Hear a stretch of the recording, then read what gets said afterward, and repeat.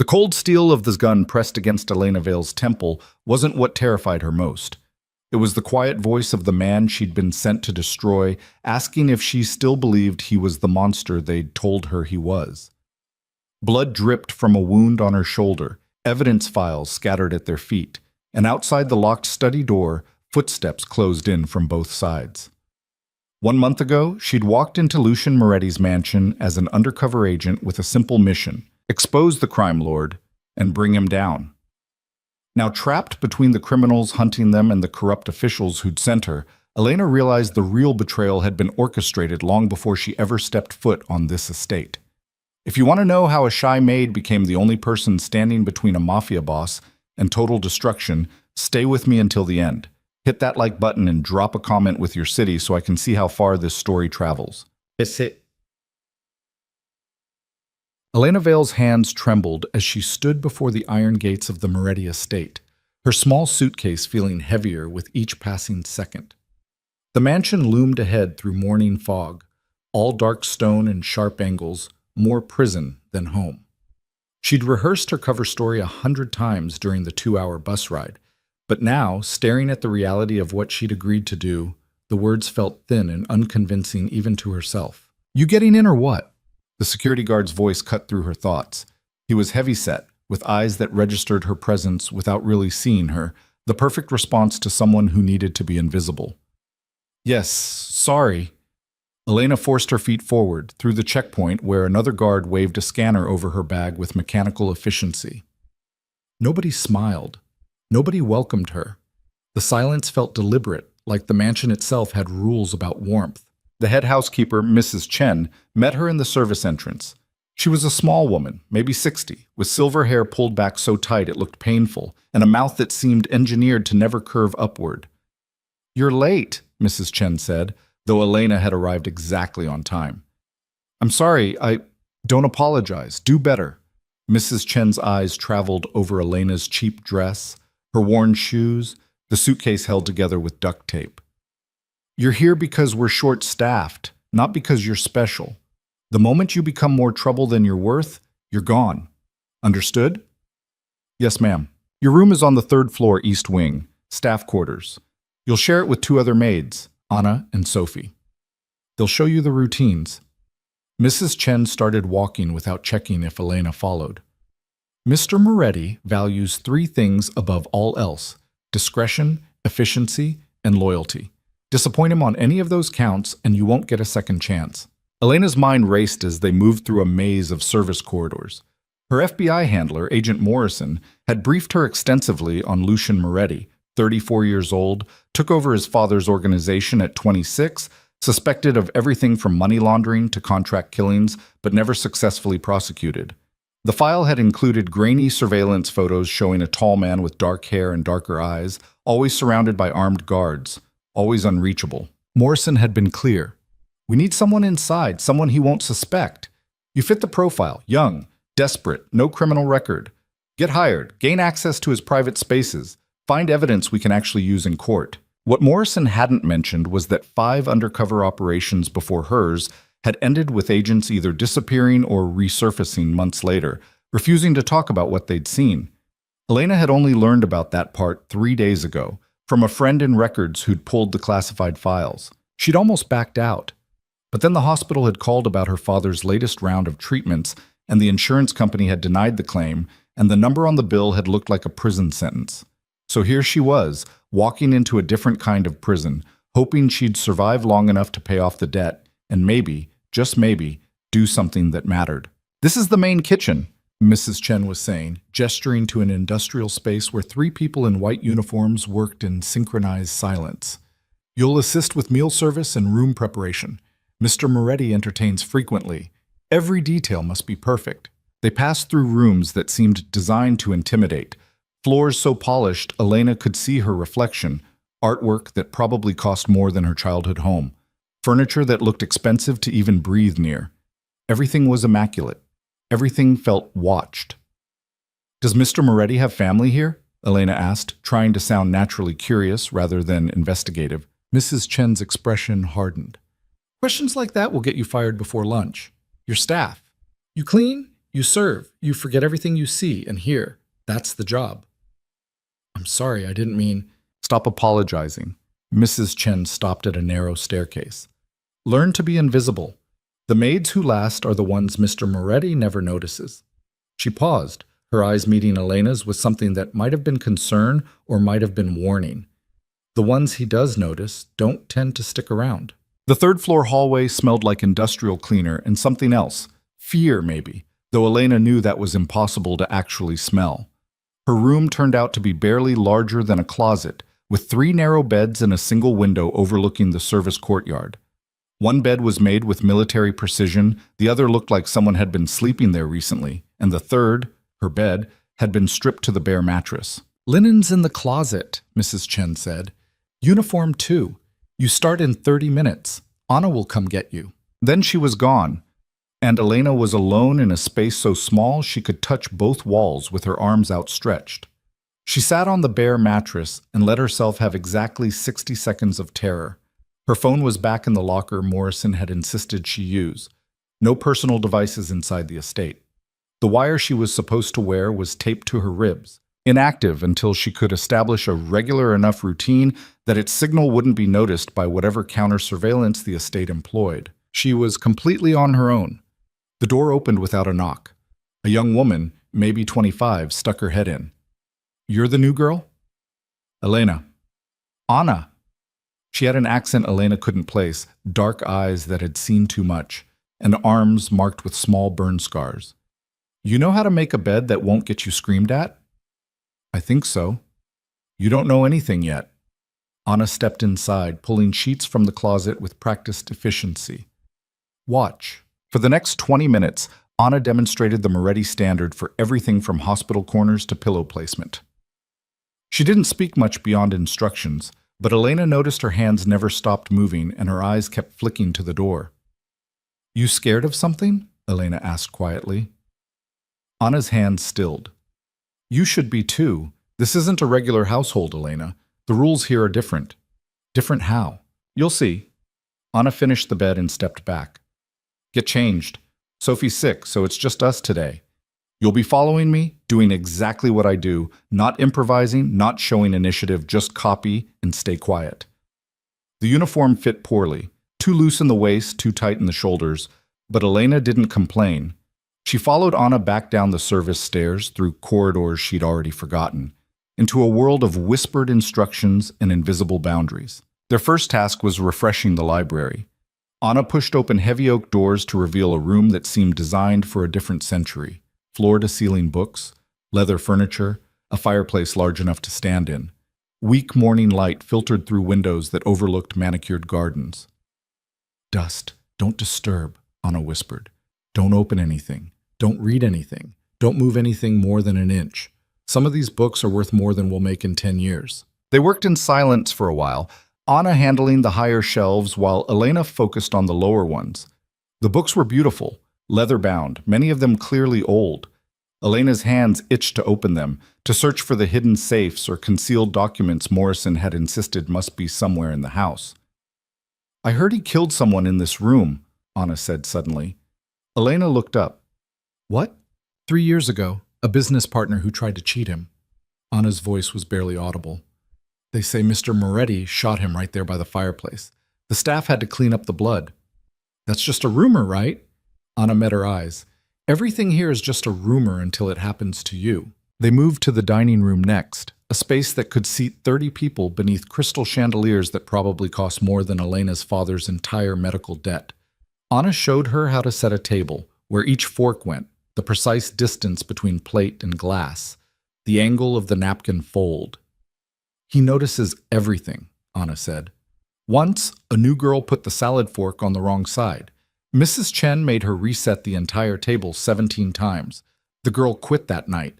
That seems excessive. Nothing here is excessive. It's all exactly as much as it needs to be.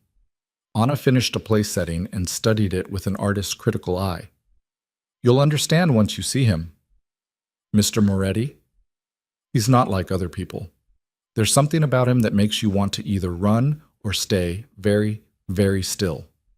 Elena's pulse quickened. Have you talked to him? Once. I was dusting his study and didn't hear him come in. He asked if I was new. I said yes. He said, "Don't steal from me and you'll be fine." That was the whole conversation. Did you? Steal, I mean. Anna's expression hardened. Would I still be here if I had? They worked through the morning, room after room, each one more lavish than the last. Elena tried to memorize the layout, to note which doors were locked and which rooms seemed to generate the most nervous energy from Anna. The security presence was constant but subtle. Cameras in corners, guards who appeared and disappeared like ghosts, a sense that every conversation was being recorded. Lunch was served in a small staff cafeteria in the basement. Anna introduced her to the other household workers, a cook named Marco who never smiled, two groundskeepers who ate quickly and left, a driver who sat alone reading a newspaper in Spanish. Everyone was polite. Nobody was friendly. "You don't make friends here," Anna explained as they ate something that might have been chicken. "People come and go too fast. Better to keep distance." What happened to the last girl? The one whose bed I took? Anna's fork stopped halfway to her mouth. She made a mistake. What kind of mistake? The kind you don't make twice. Anna stood abruptly. "We have the East Wing this afternoon. Finish up." The East Wing was quieter, more private. These were guest rooms, Anna explained, for business associates and family members who visited occasionally. Each room was themed, one in dark blues and grays, another in cream and gold, a third that looked like it belonged in a Moroccan palace. "Does Mr. Moretti have family?" Elena asked, remembering Mrs. Chen's reaction to the same question. Anna hesitated. "His father died 8 years ago. His mother's been gone longer than that. There's a sister somewhere, but she doesn't come around." "Why not?" "Some families fall apart. This one exploded." They were in the blue-gray room when Elena heard footsteps in the hallway. Not the quiet steps of staff, but heavier, more deliberate. Anna's entire body tensed. "Keep working," she whispered. "Don't look up." Elena focused on the dresser she'd been dusting, her heart hammering so hard she was sure whoever was approaching could hear it. The footsteps paused at the doorway. She could feel eyes on her back, assessing, calculating. "New staff?" The voice was male, deep, with the kind of quiet authority that made the question sound like a test. "Yes, sir," Anna answered, her voice smaller than Elena had ever heard it. "Started this morning." "What's your name?" Elena's hand stilled on the dresser. She turned slowly, keeping her eyes appropriately lowered, and came face to face with Lucian Moretti. The surveillance photos hadn't prepared her. He was taller than she'd expected, maybe 6'2", with the kind of lean build that suggested violence was always an option.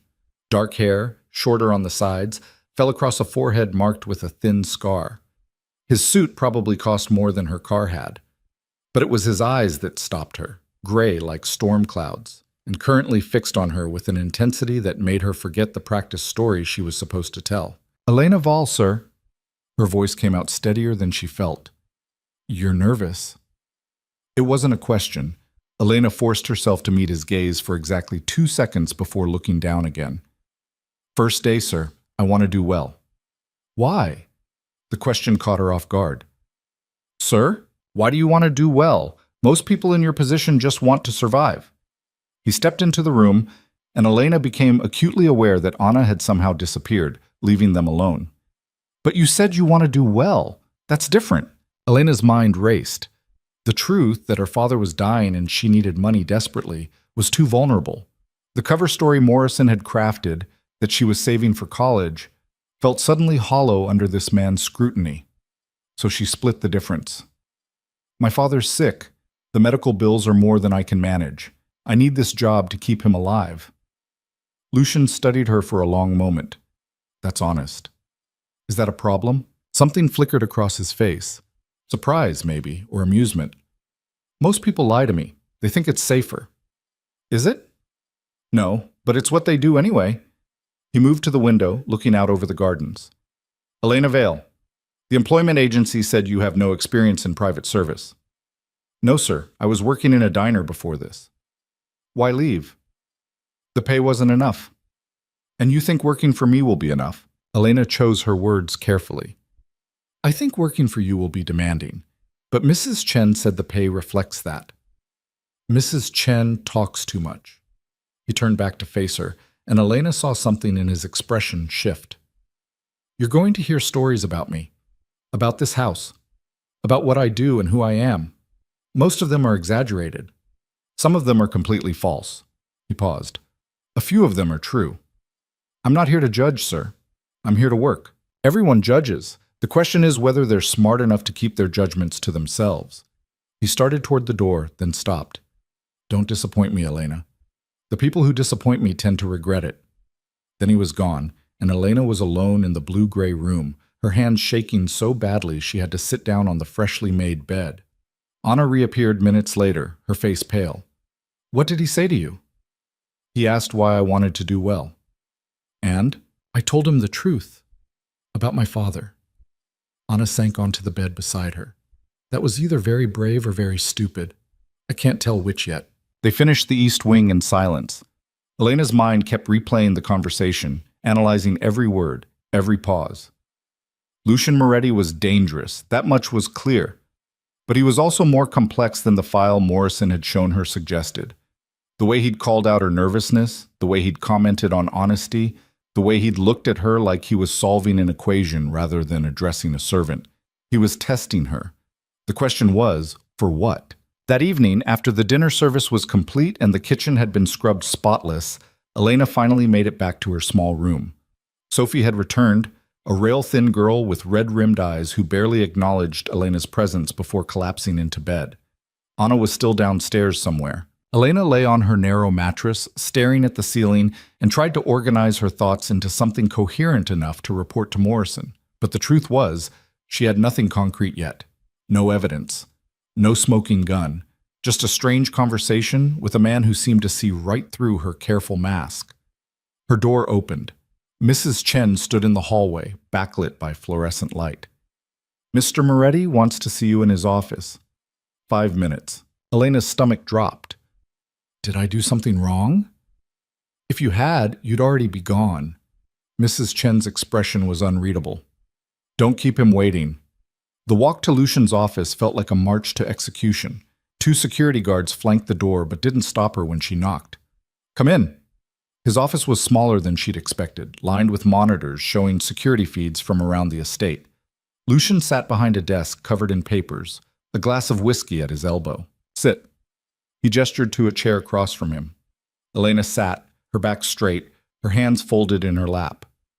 "You've worked here for 1 day," Lucian said, "and you've already made an impression." "I hope a good one, sir." "Anna says you ask a lot of questions." Elena's throat tightened. "I'm trying to learn the routines. Marco says you barely touched your lunch." "I wasn't very hungry." "And Mrs. Chen says you apologized too much." Elena said nothing. There was no good response to that. Lucian leaned back in his chair, studying her with those unsettling gray eyes. "I'm going to tell you something, Elena, and I want you to listen carefully. This house operates on trust, not friendship, not loyalty earned over years. Trust. Either I trust you or I don't." "How do I earn your trust, sir?" "You don't earn it. You either have it or you don't." He picked up his glass, swirled the amber liquid. "Right now, I don't know what to make of you. You're too honest to be a good liar, but not honest enough to tell me why you're really here." Elena's pulse hammered. "I told you why I'm here. My father.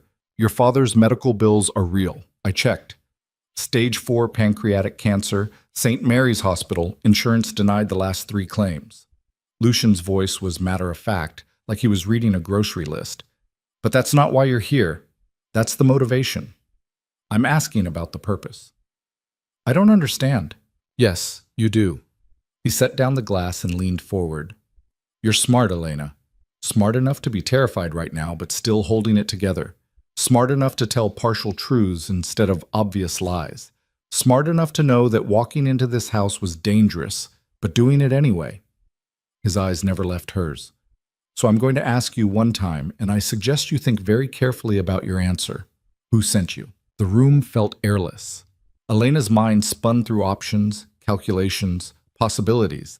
Deny everything and risk his clearly well-founded suspicion. Confess and probably die.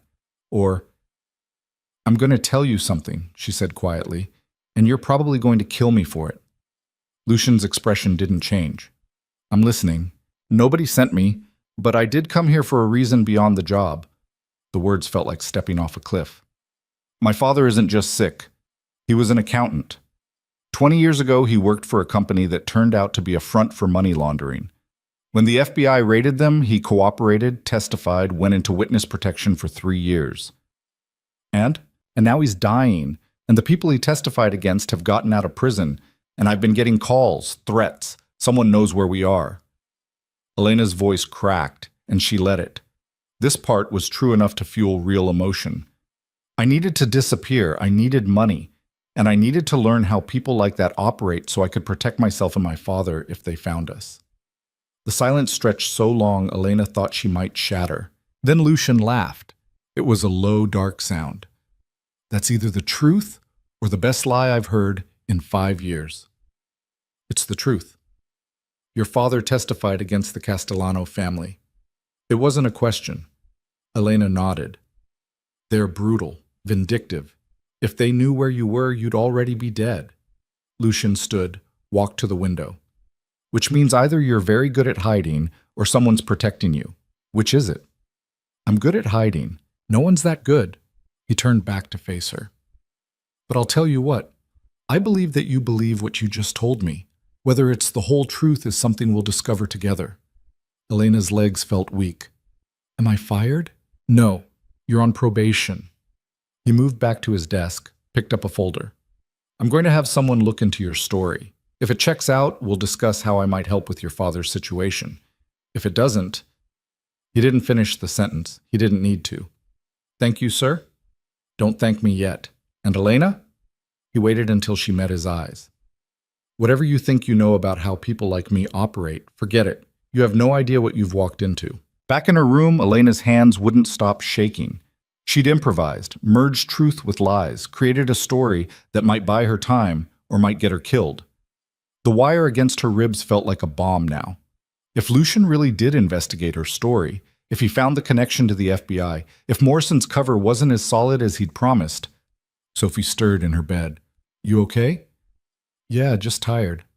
He called you to his office? Yeah. What did he want? Elena thought about Lucian's eyes, the way he'd dissected her story, the strange moment when he'd seemed to decide whether to believe her. I'm not sure yet. The next 3 days passed in a blur of work and paranoia. Elena followed Anna through the daily routines, learned which rooms were off limits and which were merely forbidden, memorized the patterns of the security guards and the schedules of Lucian's meetings. She saw him twice more, once passing in a hallway where he nodded at her without speaking, and once in the dining room where he was meeting with 3 men in expensive suits who looked at the staff like they were furniture. On the 4th day, Mrs. Chen pulled her aside. Mr. Moretti wants to see you. Same office, now. Elena's stomach dropped, but she followed the now familiar path through the mansion's corridors. This time when she knocked, Lucian called for her to enter immediately. He was standing by the window, his back to her. Your father's story checks out. The Castellanos are real.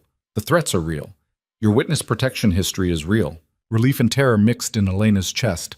Morrison's cover had held. However, Lucian continued, still not turning around. I also discovered something interesting. Your father's FBI handler was a man named Robert Morrison, same Morrison who ran operations against my organization 3 years ago. Elena's blood turned to ice. Now, that could be a coincidence. Lucian finally faced her. Morrison handled a lot of cases, but it made me curious, so I looked deeper. And you know what I found? Sir, Your employment application was processed through an agency I've used for years, an agency I trust. But the reference they called, the diner you supposedly worked at, it exists, but they've never heard of you. The room tilted. Elena gripped the chair in front of her. So either you're a very bad liar who got lucky with your father's real history, Lucian said softly, or you're exactly what I thought you were from the moment you walked through my door. What do you think I am? I think you're someone who's in way over her head. He moved closer. I think you took this job because you were desperate, yes, but not just for money. I think someone offered you a deal. They'd help with your father's bills if you'd help them with me. Elena's mind raced. Deny everything? Confess? Run? Am I close? Lucian asked. Close enough, she whispered. Then let me make you a better offer. He sat on the edge of his desk, arms crossed. You can keep working for whoever sent you. Wear whatever wire they gave you. Report whatever they want to hear. And in about 3 months, you'll either end up dead when my people find the concrete evidence, or you'll disappear into witness protection again and spend the rest of your life looking over your shoulder. Or you can tell me exactly who sent you, what they want, and what they promised you, and I'll show you something they don't want you to see. Why would you do that? Because the people who sent you aren't the good guys, Elena.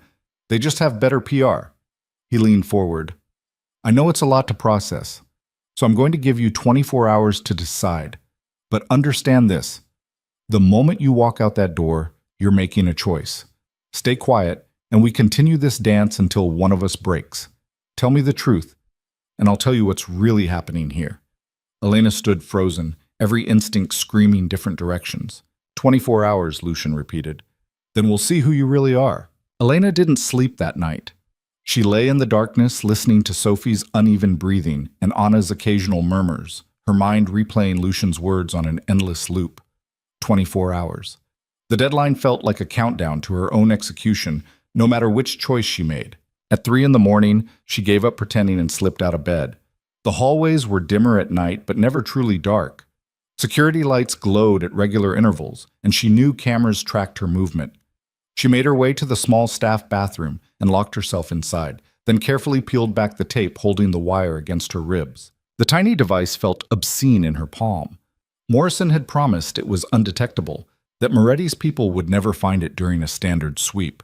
But Lucian had known she was wearing something from the moment he'd seen her. She was sure of it now.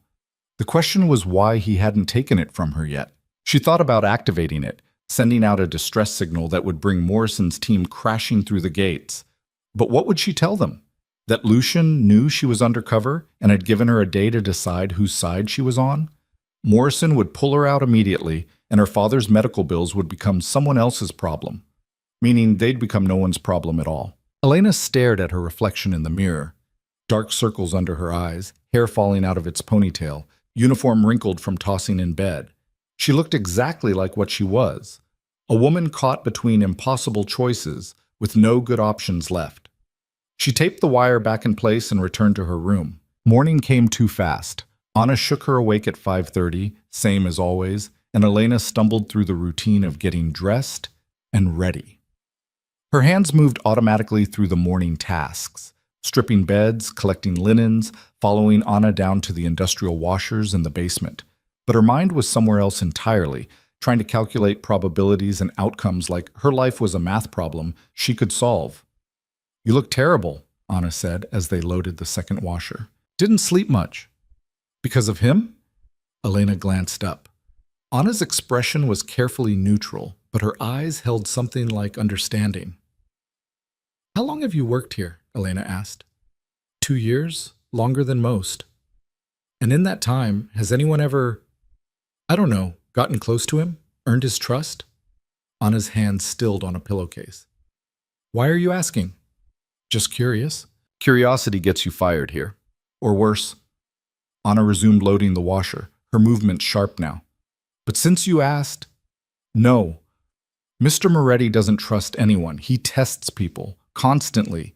It's like a game to him, seeing how far they'll go, what they'll do when they think no one's watching.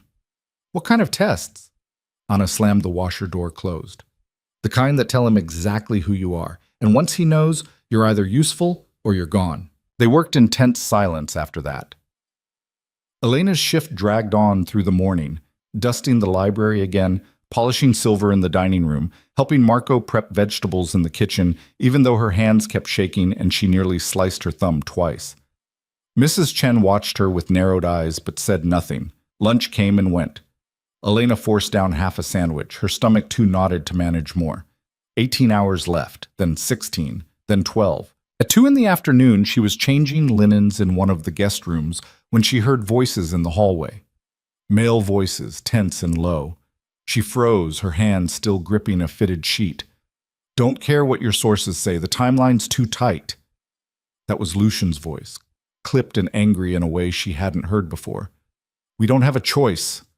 A second voice, older, with a gravelly quality. If we don't move now, they'll move first. Then let them move. I'm not risking everything on bad intelligence. It's not bad intelligence. It's confirmed. The FBI has someone inside. Elena's breath stopped. I'm aware, Lucian said, and she could hear the cold smile in his words. In fact, I'm dealing with it personally. When? Soon. I'm giving her enough rope to hang herself. Footsteps approached the room. Elena's instinct screamed at her to hide, but there was nowhere to go. She kept working on the bed, her movements mechanical, praying they'd walk past. They didn't. Lucian appeared in the doorway with a man Elena didn't recognize. 60s, expensive suit, the kind of face that had seen violence and learned to enjoy it. Both men stopped when they saw her. Continue, Lucian said, his tone perfectly neutral. Elena nodded and went back to tucking corners, hyper-aware of their eyes on her. The older man leaned close to Lucian and whispered something Elena couldn't catch. Lucian's response was equally quiet, but she saw the older man's expression shift, surprise, then something that looked like approval. Interesting choice, the older man said, louder now. Does she know what she's gotten into? Not yet, Lucian replied, but she will. They left. Elena's hands trembled so badly she had to sit down on the half-made bed and force air into her lungs. They knew. Of course they knew. Lucian had been playing with her from the beginning, watching her stumble through her lies, waiting to see what she'd do. The question was whether he'd already decided what to do with her. She finished the room on autopilot and made her way downstairs, her mind racing. She needed to contact Morrison, needed to warn him that her cover was blown. But the wire was one-way communication unless she activated the emergency beacon, and doing that would bring the FBI down on the estate before she could get clear. She'd be caught in the crossfire between whatever Lucian had planned and whatever Morrison's team would do in response. Unless she took Lucian's offer, the thought stopped her cold halfway down the service stairs. What if he was telling the truth? What if the people who'd sent her weren't the heroes of this story? But that was impossible. Lucian Moretti was a criminal. The file had been clear: money laundering, extortion, suspected murders. The FBI didn't fabricate entire cases. They didn't send undercover agents into civilian homes on hunches. Did they? Elena found Anna in the laundry room, folding towels with mechanical precision. Can I ask you something? Elena said quietly. Depends on the question. The people who work here, the ones who've been here a while, do they seem scared of Mr. Moretti or do they seem loyal to him? Anna's hands paused. Why does it matter? It just does. Anna set down the towel she'd been folding and looked Elena directly in the eye. I'll tell you what I told the last person who asked me that question. If Mr. Moretti wanted us dead, we'd be dead. If he wanted us gone, we'd be gone. The fact that we're still here, still working, still breathing, that means something. What it means, I can't say, but it means something.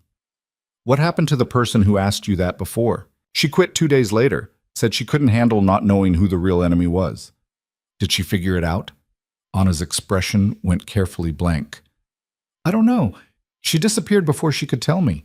Elena spent the rest of the afternoon in a fog. She helped serve dinner to Lucian and 3 guests in the formal dining room, all men, all wearing the kind of watches that cost more than cars, all speaking in low tones about shipping routes and transfer schedules. Lucian barely glanced at her, but she felt his awareness like static electricity. After the dinner service, Mrs. Chen dismissed her early. Mr. Moretti wants you rested, the housekeeper said, her tone suggesting this was unusual. You have tomorrow morning off. Elena returned to her room to find it empty. Anna and Sophie were both still working. She sat on her bed and tried to think, but exhaustion and fear had turned her thoughts into mud. The door opened. She expected Anna, but instead Lucian stood in the doorway, filling the small space with his presence. We need to talk, he said. Elena's pulse hammered. Your 24 hours aren't up yet. I'm aware, but something's changed, and you need to know about it before you make your decision. What changed? Your handler made a mistake. Lucian stepped inside and closed the door behind him. Elena's instincts screamed danger, but she forced herself to stay seated, to appear calm. Approximately 2 hours ago, FBI agent Robert Morrison contacted the Metropolitan Police with a request to coordinate surveillance on my estate.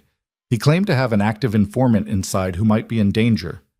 Elena's stomach dropped. Now, Morrison's smart enough to know that any official request like that creates a paper trail, which means he wanted someone to see it. Specifically, he wanted me to see it. Lucian leaned against the wall, arms crossed. The question is why? Either he's trying to force my hand, make me act against you so he has cause to raid the estate, or he's trying to force your hand, make you feel like he's abandoning you so you'll turn to me for protection. I don't understand. Yes, you do. You're smart enough to see the game. His gray eyes locked on hers. Morrison sent you in here knowing you'd be exposed, knowing I'd figure out you were FBI. He wanted you compromised from the start. That's insane. Why would he do that? Because a compromised agent is a desperate agent, and desperate people make mistakes. They miss details. They trust the wrong people. Lucian moved closer. He's using you as bait, Elena. The question is whether you're going to let him. Elena stood, needing distance, needing air. You're lying. You're trying to turn me against the FBI, so I'll help you instead. Am I? Lucian pulled out his phone and brought up an email. This is from a friend in the police department. Read it. Elena took the phone with shaking hands. The email was exactly what Lucian had described. Morrison requesting surveillance coordination, mentioning an active informant, suggesting the informant might be in immediate danger. The timestamp was from 2 hours ago. He threw me away, Elena whispered. He made you expendable. There's the difference. Lucian took the phone back. Morrison's playing a longer game. He doesn't need you to succeed. He just needs you to survive long enough to give him probable cause. For what?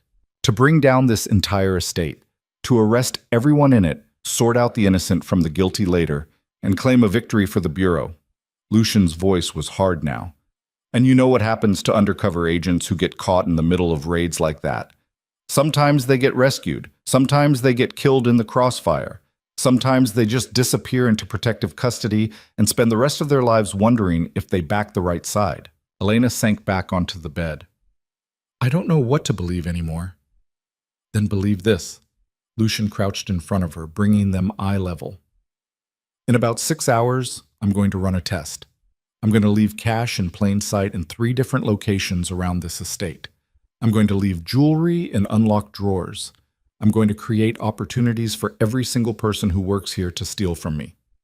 Why? Because I need to know who I can trust, and because I need you to see something. He stood. Don't take anything, Elena. No matter how desperate you are, no matter how easy it looks, just do your job and watch what happens to the people who don't. What's going to happen to them? You'll see. He moved to the door. Your 24 hours are almost up. By morning, you'll need to choose, but at least now you'll have all the information. Then he was gone, and Elena was alone with her thoughts and the growing certainty that nothing about this situation was what it seemed. She didn't sleep again that night. At dawn, she followed Anna through their usual morning routine, but everything felt different now. As they worked through the library, Elena noticed a stack of $100 bills sitting on the desk, held down by a paperweight. She saw Anna's eyes flick toward it, then quickly away. Don't, Elena whispered. I wasn't going to, Anna hissed back. In the blue-gray guest room, a diamond bracelet had been left on the dresser. Elena dusted around it carefully, not touching it, barely breathing. Sophie was working that room with them, and Elena watched the other girl's face go pale when she spotted the jewelry. It's a test, Elena said quietly. Don't touch it. Sophie's hands shook. How do you know? I just do. Please, don't touch it. They moved through the house, and everywhere Elena looked, she saw temptation laid out like landmines. Cash in the dining room, a Rolex on the bathroom counter, gold cufflinks in the study. Each time, she warned the other staff members when she could, watched their reactions, saw the moment they understood what was happening. But not everyone got the message. At 10 in the morning, security guards escorted a groundskeeper named Marcus out through the service entrance. His face was bleeding. Elena watched from a window as they put him in a black SUV and drove away. He took $500 from the library, Anna said quietly beside her. Thought no one would notice. What will they do to him? I don't want to know. An hour later, it was one of the kitchen assistants, then a driver. By lunch, 3 people had been removed from the estate, and the remaining staff moved through their duties in terrified silence. Elena felt sick. This was what Lucian had wanted her to see, his control, his power, his willingness to punish anyone who crossed him.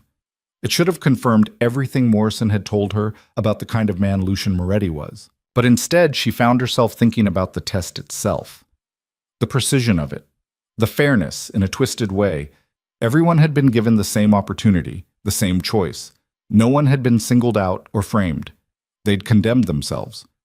At 2 in the afternoon, Mrs. Chen found her in the hallway. "Mr. Moretti wants to see you. His private study, 3rd floor, west wing." Elena's heart hammered as she made her way through corridors she'd never been allowed to enter before. The west wing was quieter, more isolated. No cameras that she could see, though she knew that didn't mean anything. Lucian's private study was smaller than his office, more personal. Books everywhere, papers scattered across a worn desk, windows overlooking the gardens.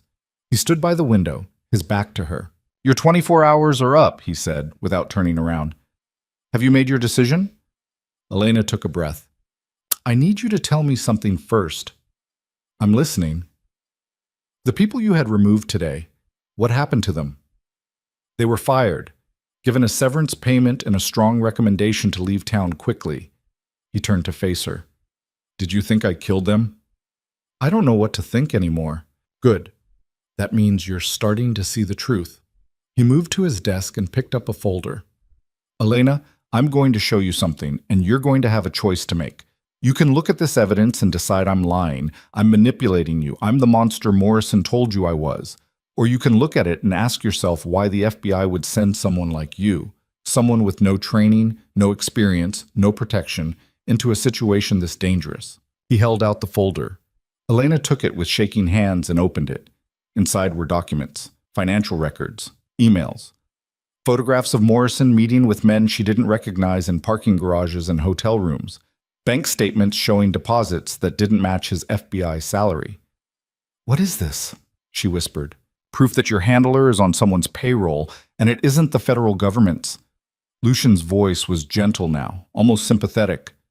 "Morrison's been running his own game for years. He uses undercover operations to gather intelligence, then sells that information to the highest bidder. Sometimes that's my competitors. Sometimes that's foreign governments. Sometimes it's just whoever pays best." Elena's hands trembled. "You're lying." "I wish I was. It would make this simpler." He pulled out another document. "This is a wire transfer from Morrison's account to a shell company in the Caymans. Same shell company that funded the hit on your father last month." The room tilted. "What? The threats you've been getting? They're not from the Castellanos. They're from Morrison's people. He needed you desperate enough to take this job. Needed you scared enough to believe anything he told you." Lucian's expression was hard. "He's been setting you up from the beginning, Elena. And when you're no longer useful, he'll eliminate you the same way he's planning to eliminate your father."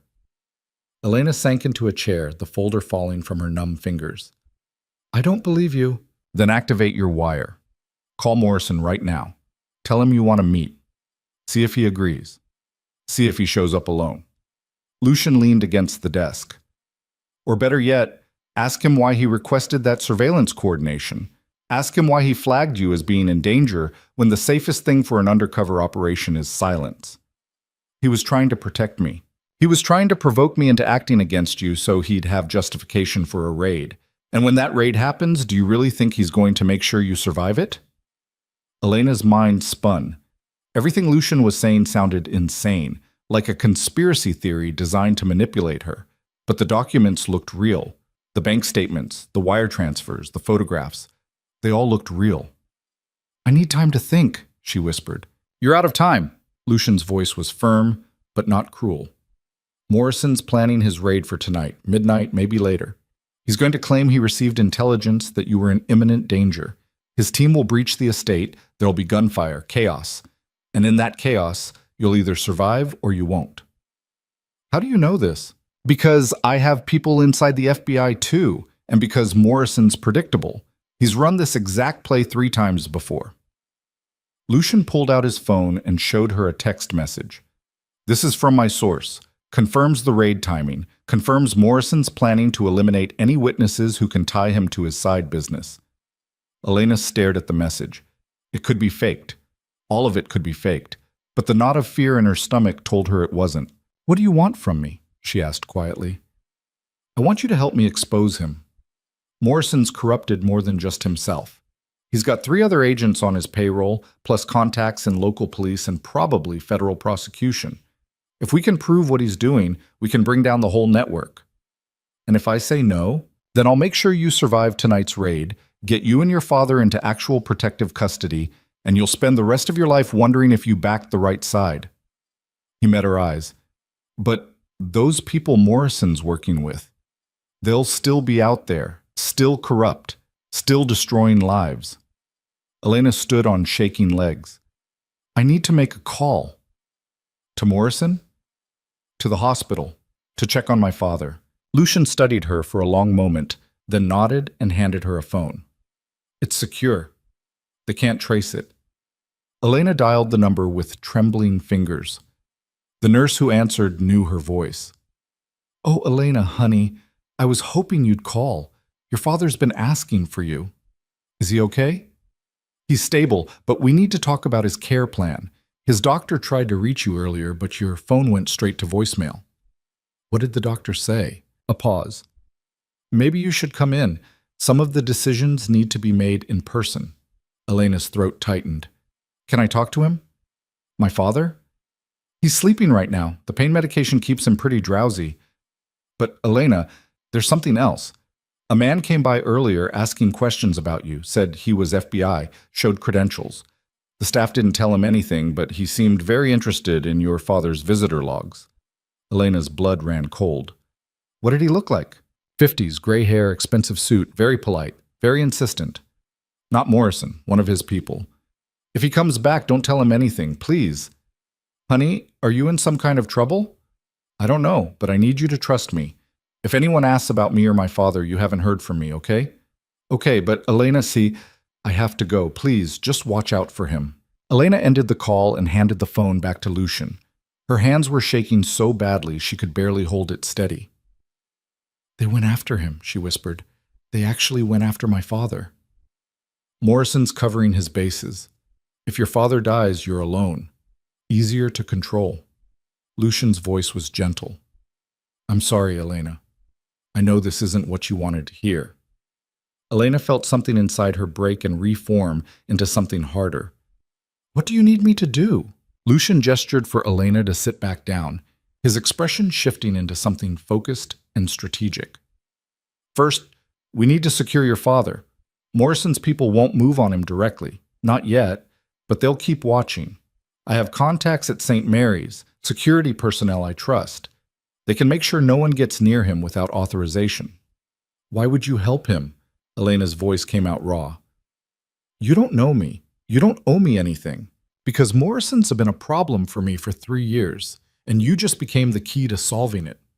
Lucian pulled out his phone and sent a quick text. And because your father doesn't deserve to die for his daughter's mistakes or Morrison's corruption. Simple as that. Elena wanted to argue that she hadn't made mistakes, that she'd been trying to do the right thing, but the words stuck in her throat. She had made mistakes.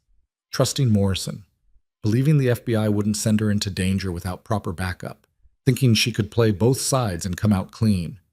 What happens tonight? She asked instead.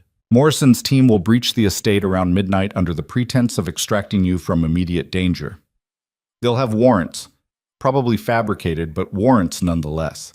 There will be gunfire because my security team won't just roll over, and in the chaos, Morrison will make sure certain evidence disappears and certain witnesses don't make it out alive.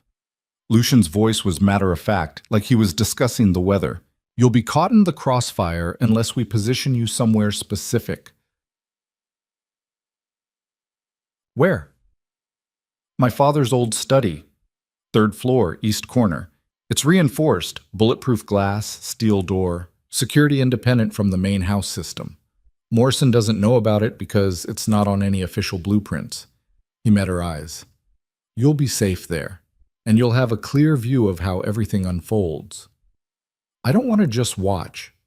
If Morrison's as corrupt as you say, if he's really threatening my father, then I want to help stop him. You are helping by staying alive and being a witness. Lucian leaned forward. Morrison's going to claim this raid was necessary, that he had credible intelligence of imminent danger. But if you survive and testify that he manufactured that danger, that he sent you in knowing you'd be exposed, that he threatened your father, that's the thread we pull to unravel everything else. And if no one believes me, if they think I'm just a compromised agent trying to save herself, then we use the other evidence. The financial records, the wire transfers, the photographs. But your testimony makes it personal, makes it real. He stood and walked to the window. Morrison's smart, but he's arrogant. He thinks he's untouchable because he's been getting away with this for years. We're going to prove him wrong. Elena's mind spun through implications and consequences. If she did this, if she really committed to exposing Morrison, there was no going back. The FBI would disown her.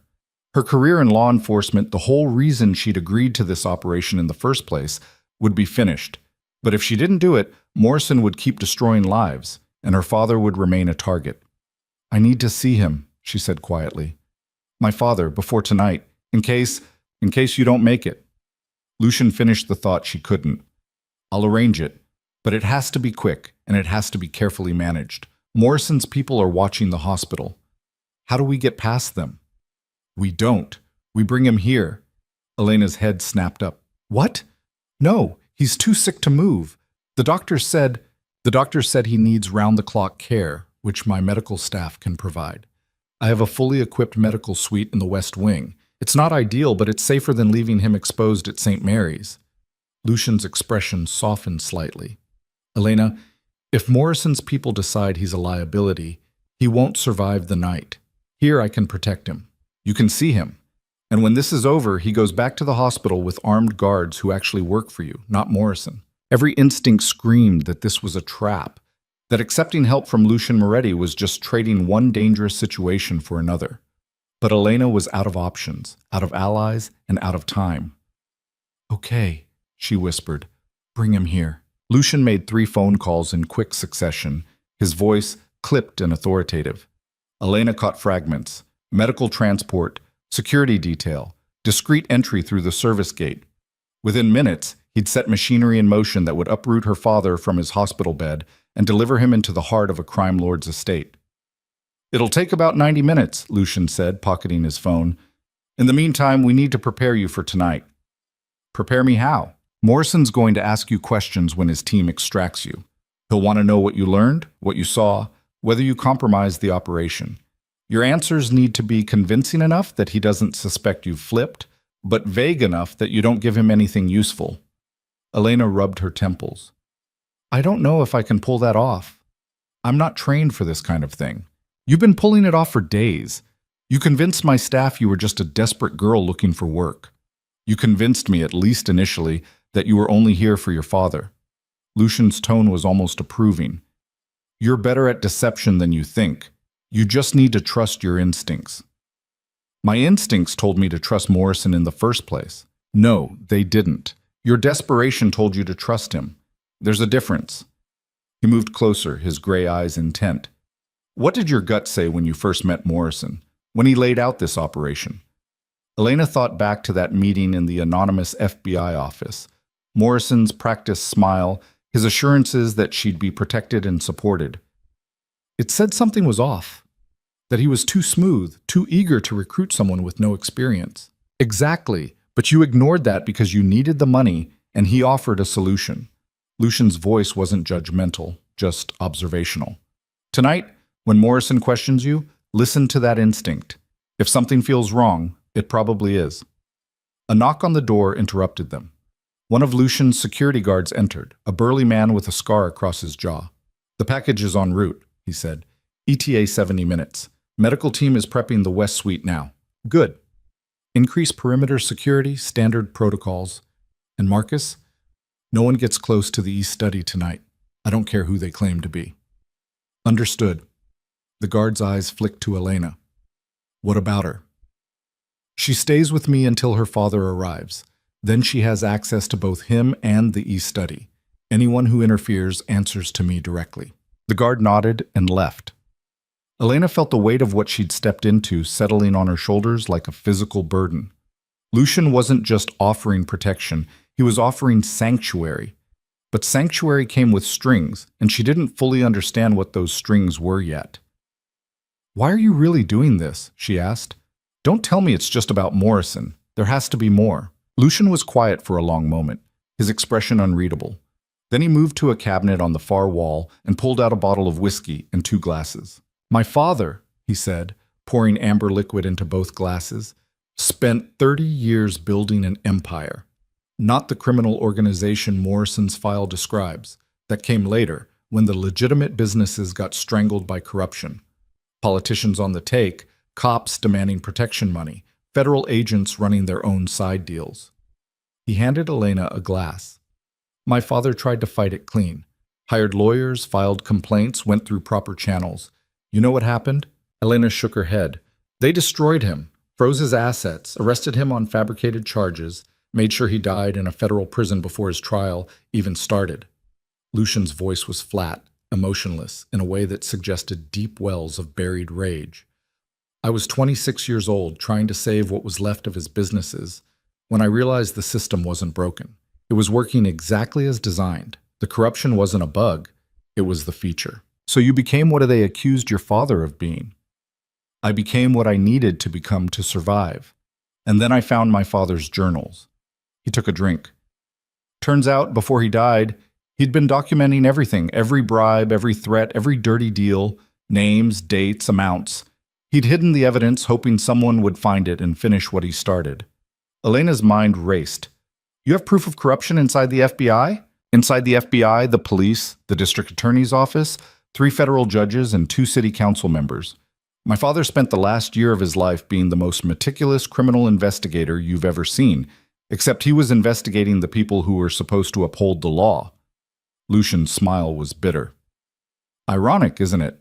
The crime lord's father was actually working for justice. Why haven't you used it? Why sit on evidence like that? Because the moment I release it, I become the primary target of every corrupt official who might be named in those documents.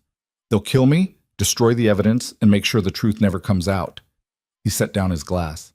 I've been waiting for the right moment, the right leverage, someone on the inside who could validate what my father documented.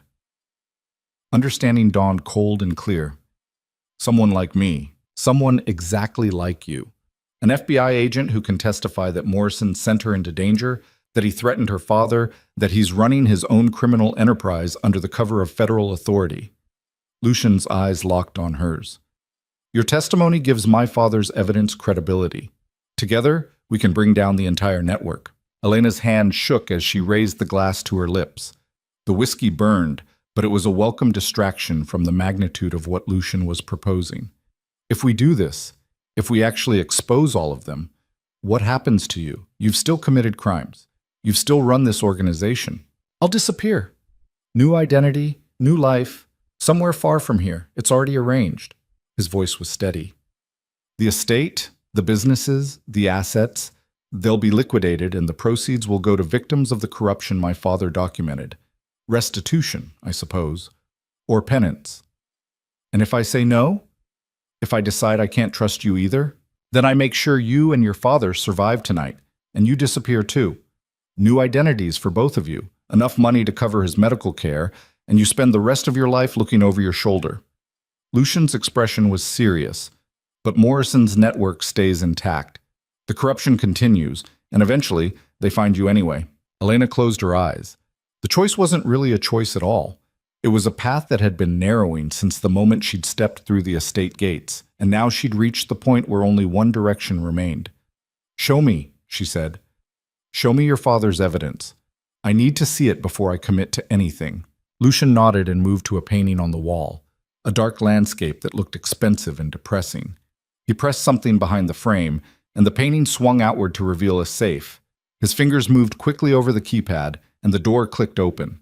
Inside were 3 leather journals and a slim external hard drive. The journals are handwritten records, dates, meetings, amounts exchanged. My father's handwriting verified by multiple experts. Lucian pulled them out carefully, like they were sacred texts. The hard drive contains digital copies of documents, recorded conversations, photographs, everything organized by person and by crime. He handed Elena the first journal. She opened it to a random page and saw neat handwriting documenting a meeting between someone identified as FBI-SAC Morrison and a name she recognized from organized crime reports. The entry included a date from 4 years ago, a location, and a dollar amount that made her stomach turn. Morrison's been dirty for at least 4 years, she said quietly. Longer. That's just when my father started documenting it. Lucian watched her face as she read. Keep going. Elena flipped through pages. her horror growing with each entry. Morrison wasn't just corrupt. He was running protection for multiple criminal organizations, selling FBI intelligence to the highest bidder, and orchestrating hits on witnesses who might expose him. Her name appeared in the most recent entries dated just weeks before Morrison had recruited her. "He was planning this," she whispered. "He identified me specifically because of my father's history and my financial situation. He manufactured the perfect desperate candidate. And when you served your purpose, he'd eliminate you and move on to the next one." Lucian's voice was gentle. "I'm sorry, Elena. I know this isn't easy to see." A sharp knock interrupted them. The same security guard from before stuck his head in. "The package is here. Medical team confirms stable condition." Elena's heart leapt. "My father is being settled in the West Suite now. Give them 10 minutes to get him comfortable, then you can see him." Lucian placed the journals back in the safe. "Go. Take whatever time you need. I'll make sure you're not disturbed." Elena practically ran through the corridors, following Marcus's directions to the West Wing. The medical suite turned out to be a fully equipped hospital room. Monitors, IV stands, a proper bed with rails. And in that bed, looking smaller and more fragile than she'd ever seen him, was her father. "Dad?" She was at his side instantly, taking his hand. His skin felt paper-thin, cool to the touch. His eyes opened slowly. "Elena? What? Where am I?" "Somewhere safe. You're somewhere safe now." "The hospital said..." He coughed, a wet, rattling sound that made Elena's chest ache. "They said someone from the FBI was asking about you." "I know, Dad. I know. But it's handled now. You're protected." He struggled to focus on her face. "You're in trouble. I can see it. Baby, what did you get yourself into?" Elena felt tears threatening and forced them back. "Remember when I was little and I asked you why you testified against those men? Why you put us in witness protection even though it meant giving up everything? You were 8, too young to understand. You said some battles are worth fighting even when you know you might lose, even when it costs you everything." She squeezed his hand. "I understand now, Dad. I finally understand." His expression crumpled. "No. No, Elena, whatever you're thinking of doing, I'm finishing what you started. I'm making sure the people who hurt you, who hurt others, who corrupted everything they touched, I'm making sure they face consequences."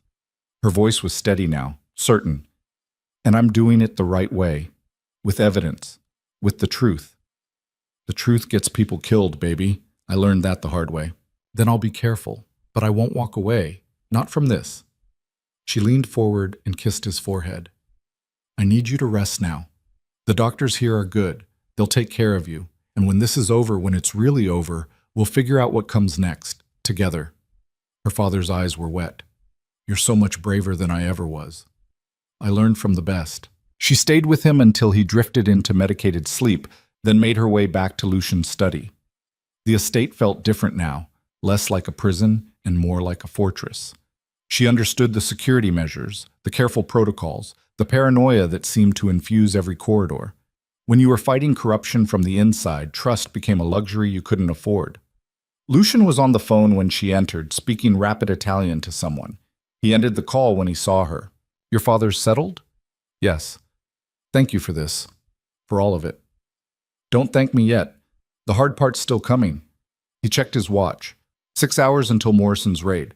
We need to use that time to prepare. For the next several hours, Lucian walked Elena through the layout of the East Study, the security protocols, the escape routes if things went wrong. He showed her how to access the camera feeds from inside the panic room, how to record everything on a separate server that Morrison's people couldn't reach. "When the raid starts, you need to look terrified," Lucian explained. "Morrison's team will breach your room first. That's their cover story, that they're extracting you from immediate danger. They'll find you hiding in the study. You play along, you're scared, confused, grateful they came for you. And then Morrison will separate you from the others for debriefing. That's when he'll ask what you learned. You tell him you saw nothing concrete, suspicious meetings, careful security, but nothing that would hold up in court. You play the failed operative who tried her best but came up empty. He'll know I'm lying. Of course he will, but he won't be able to prove it, and he'll need you alive to maintain the fiction that this raid was legitimate." Lucian handed her a phone, different from the one she'd used earlier, smaller. This is a direct line to my attorney. The moment you're clear of Morrison, you call that number. My lawyer will meet you with federal prosecutors who aren't on Morrison's payroll.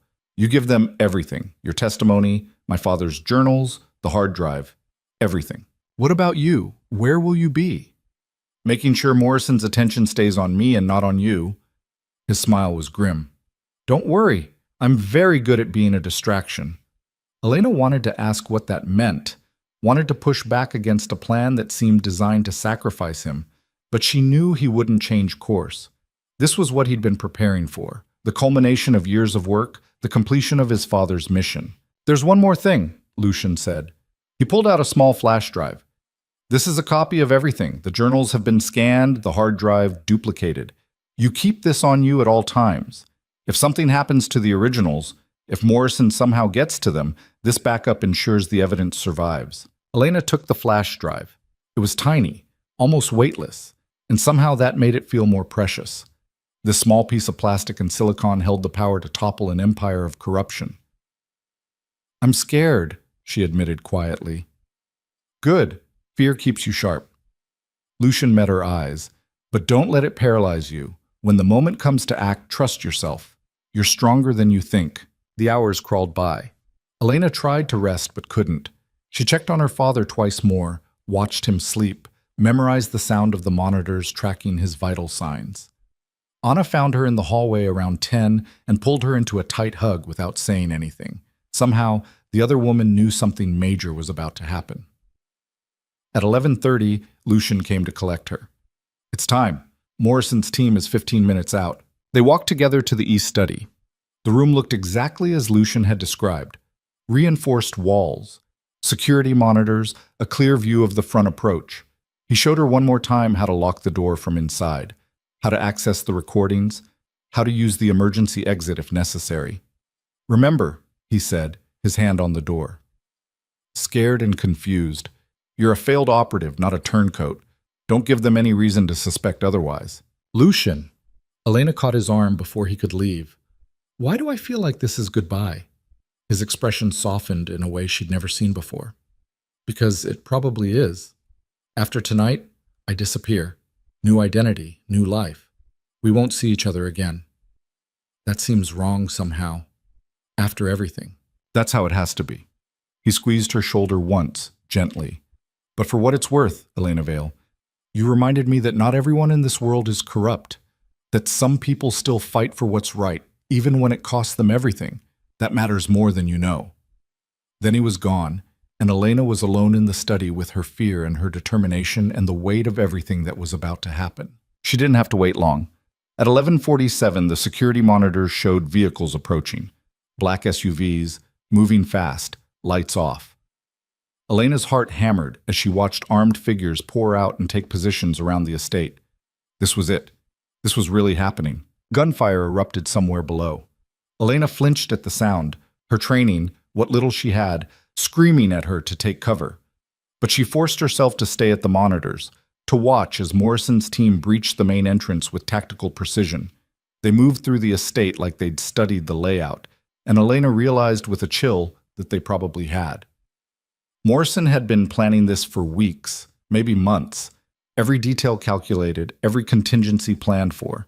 The door to the study rattled. Someone was trying to get in. Elena Vale, FBI, open the door! She recognized Morrison's voice. Taking a shaky breath, Elena unlocked the door and stepped back, her hands raised, her expression terrified. Morrison entered with 3 agents behind him, all armed, all scanning the room for threats. His eyes locked on Elena. Are you hurt? Did they hurt you? No, what's happening? Why are you here? She let her voice shake, let genuine fear bleed through. We received intelligence that you were in immediate danger. We're extracting you. Morrison's gaze swept the room, taking in the security monitors, the reinforced door. What is this place? I don't know. Mr. Moretti told me to come here when the shooting started. He said I'd be safe. Elena hugged herself. I was so scared. I thought he was going to kill me. You're safe now. Morrison holstered his weapon and moved closer. We need to get you out of here. My team will debrief you at a secure location. What about the others? The staff? They're being processed. Right now my concern is you. His hand closed around her arm, firm but not painful. Let's go. Elena let him guide her from the study, down corridors now filled with armed agents and security personnel in flex cuffs. She saw Anna being led away, her face pale but composed. Saw Mrs. Chen arguing with an agent in rapid Mandarin. Saw the estate she'd come to know transformed into a war zone. Morrison led her to one of the SUVs and put her in the back seat. An agent she didn't recognize got in beside her. Morrison took the front passenger seat. Drive, he ordered. As they pulled away from the estate, Elena looked back through the rear window. Smoke rose from somewhere on the east side. Lights blazed from every window. And somewhere in that chaos, Lucian was playing his part, making sure Morrison's attention stayed exactly where it needed to be. Tell me what you learned, Morrison said without turning around. Everything. Start from the beginning. Elena took a breath and began to lie. I didn't learn anything useful, Elena said, keeping her voice small and defeated. Moretti kept me at a distance. I cleaned rooms, served meals, stayed invisible like the other staff. I never got close to his office, never saw any meetings that mattered. Morrison was silent for a long moment, watching her in the rearview mirror. You were there for almost a week. You're telling me you saw nothing? I saw security everywhere. Cameras, guards, locked doors. I saw him once or twice, but we barely spoke. He barely looked at me. Elena wrapped her arms around herself. I tried, Agent Morrison. I really tried. But I was just a maid. Nobody important enough to matter. Did he ever question you? Ask why you were there? Elena's pulse jumped, but she kept her expression steady. Once. The first day. He asked about my father, about why I needed the job. I told him the truth, that I needed money for medical bills. He seemed to accept it. And he never pressed further, never seemed suspicious. If he was suspicious, he never showed it. Maybe I wasn't interesting enough to worry about. Elena let bitterness creep into her voice. I'm sorry I failed. I know you were counting on me. Morrison turned to look at her directly now, his eyes hard. Your father received a visit today, at the hospital. Did you know about that? Elena's stomach clenched, but she forced confusion onto her face. What? No. Who visited him? That's what I'm trying to determine. The hospital staff said it was someone claiming to be FBI, but we didn't send anyone. Morrison's tone was casual, but Elena heard the trap in it. You wouldn't know anything about that, would you? How would I know? I've been at the estate this whole time. I couldn't even call out. They took my phone during the security check on my first day. The lie came easily now, smoothed by fear and necessity. Is my father okay? Did something happen to him? He's fine. For now. Morrison held her gaze a beat longer, then turned back to face forward. We're taking you to a safe house for debriefing. Standard protocol after an extraction. You'll stay there until we determine whether Moretti's organization poses any ongoing threat to you. The agent beside her shifted, and Elena felt the press of a gun against her ribs. Not pointed at her exactly, but close enough to be a message. She was a prisoner, not a rescued operative. Morrison had already decided she was compromised. The safe house turned out to be a nondescript ranch-style building in a neighborhood that had seen better days. Morrison led her inside while the other agents secured the perimeter. The interior was sparse, basic furniture, minimal decoration, the kind of place designed for temporary occupation and easy abandonment. Sit, Morrison said, gesturing to a chair at the kitchen table. Elena sat. Her mouth was dry, her heart hammering so hard she was sure Morrison could see it. The flash drive in her pocket felt like it weighed 100 pounds. Morrison pulled out a chair across from her and sat down slowly, his movements deliberate. Let's try this again, Elena, and this time, I want the truth. I told you the truth. You told me a story. There's a difference. He leaned forward. I've been doing this a long time. I know when an operative is holding back, so I'm going to ask you one more time. What did you learn at the Moretti estate? Elena met his eyes and saw something there that made her blood run cold. He already knew. Somehow, he already knew she'd flipped. I learned that you're a liar, she said quietly. I learned that you sent me in there knowing I'd be exposed, that you've been threatening my father to keep me compliant, that everything you told me about this operation was designed to make me expendable. Morrison's expression didn't change. Who told you that? Moretti? Does it matter? It's true, isn't it? What's true is that you compromised a federal investigation by making deals with a known criminal. Morrison's voice was calm, almost gentle. What's true is that you're facing charges of obstruction, conspiracy, and probably treason by the time I'm done documenting your betrayal. Except you won't document anything, because doing that would require explaining why you sent an untrained civilian into a dangerous operation with no backup. Elena's fear was transforming into anger now, hot and clarifying. It would require explaining why you flagged me as being in danger when the safest thing for an undercover operation is silence. It would require answering questions about your own financial records. Morrison went very still. What did you say? I know about the wire transfers, the shell companies, the meetings with criminals you're supposed to be investigating. Elena pulled the flash drive from her pocket and set it on the table between them. I know everything, Morrison, and so do other people, people you can't touch. For the first time, Morrison's composure cracked. His hand moved toward his gun. I wouldn't, Elena said, her voice steadier than she felt. That flash drive is a copy. The originals are already with federal prosecutors who aren't on your payroll. You shoot me, and you just confirm everything I've told them. Morrison's hand froze. You're bluffing. Am I? You want to test that theory? Elena stood slowly. Here's what's going to happen. You're going to let me walk out of here. You're going to let my father receive the medical care he needs without any interference. And you're going to pray that when the investigation into your activities concludes, they show you more mercy than you showed the people you destroyed. You have no idea what you've done. Morrison's voice was low and dangerous. The people I work with, they don't forgive this kind of betrayal. Then I guess we have that in common. Elena moved toward the door, every muscle tensed for Morrison to stop her. But he just sat there, his face a mask of barely controlled rage. She was almost to the door when he spoke again. Your father dies first. You know that, right? Before they come for you, they'll make sure you watch him die.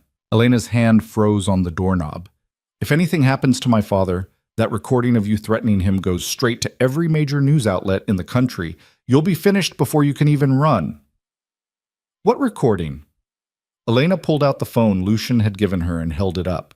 The screen showed a timer. It had been recording since Morrison first put her in the SUV.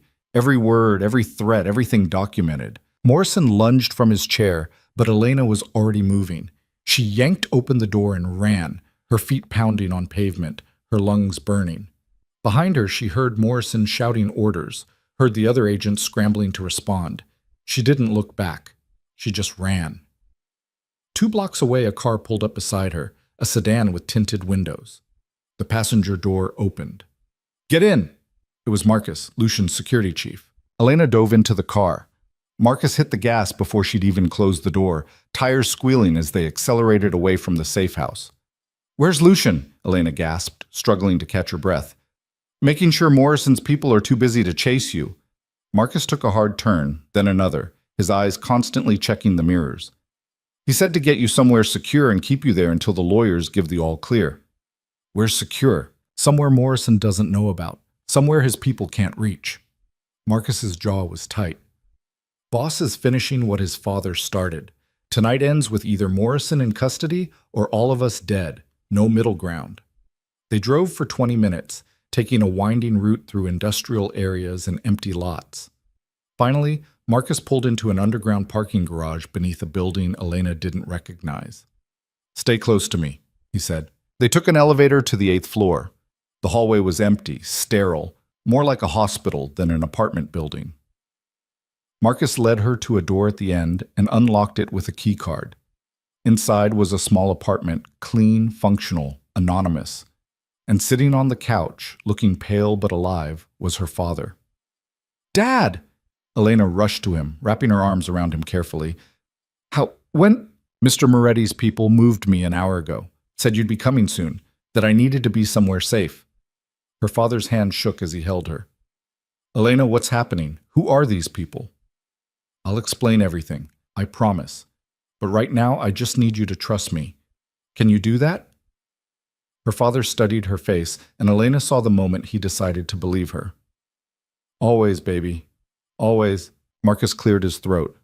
I'll be outside. You need anything? You call me. He handed Elena a phone, another burner. That's a direct line. Don't use it for anything else." Then they were alone.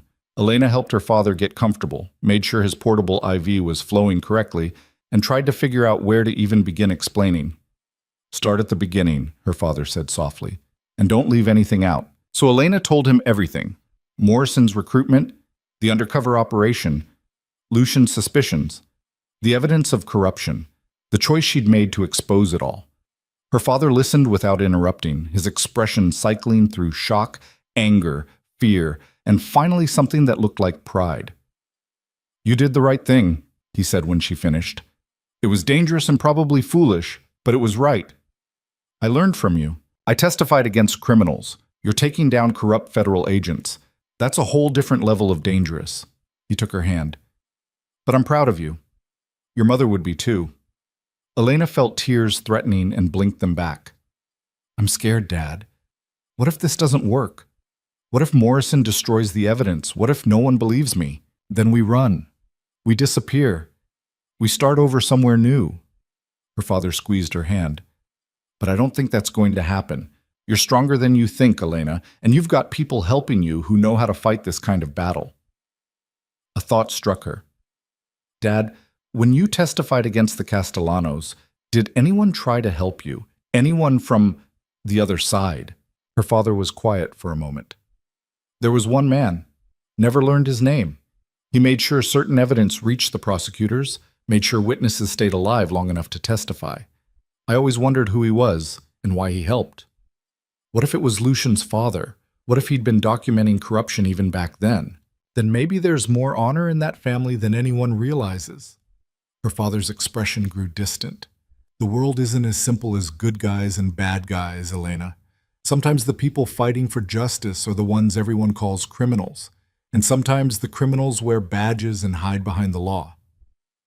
They sat in silence for a while, Elena's head on her father's shoulder, both of them processing everything that had happened and everything that was still to come. The phone Marcus had given her buzzed.